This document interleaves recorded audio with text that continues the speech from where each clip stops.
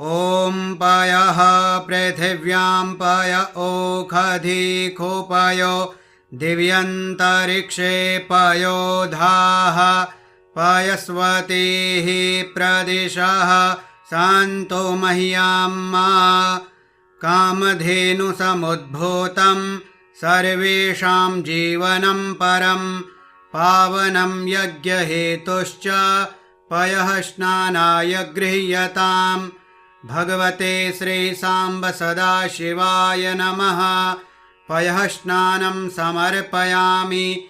पयः स्नानान्ते शुद्धोदकस्नानं समर्पयामि। शुद्धोदकस्नानान्ते आचमनीयं जलं समर्पयामि। ॐ दधिक्राब्णो अकारिखं जिष्णोरस्वस्य वाजिनः सुरभिनो